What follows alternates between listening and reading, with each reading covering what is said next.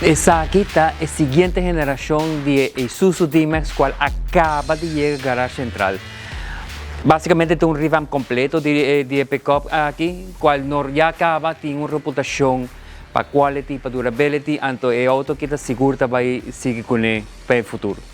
Es un redesign bastante radical de pickup.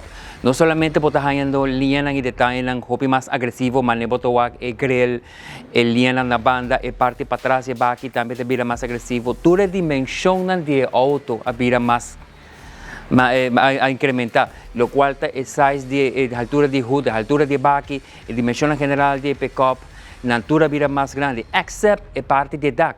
La ventana, el perfil de ventana es un poquito más chiquito comparado con el previous model, lo cual te bota esta una presencia más heavy, más deportivo, style de tiempo de hot rod, bota que ventana de cortico, excepto una manera de lo cual va el look nuevo de Isuzu D-Max. So, él vira completamente diferente, súper más agresivo, pero again, queda con el DNA de Isuzu.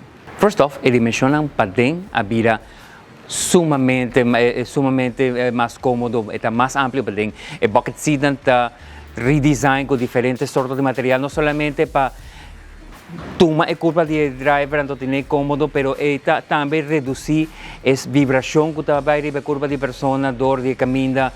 En general, el style está más classy, está más refined, botahaya details de chrome, aquí hay que te muestra un nivel de refinement superior de lo cual estaba en promé, pero todo esta queda con vista promé para functionality.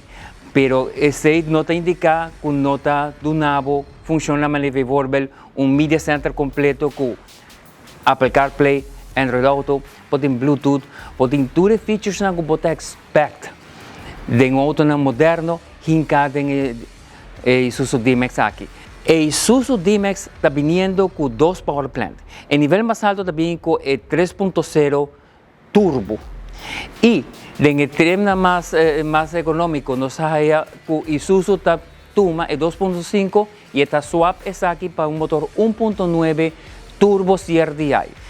Lo cual Isuzu hace con la toma el turbo system, el tweak capacity de turbo hacia más capacidad más alto, pero también el improve el response de turbo ahora bota trot de auto. So bota hallando un auto cual tiene un mejor capacity, tiene más torque, tiene más horsepower, pero todo esto ofrece un nivel superior de economía para lo cual da gasolina.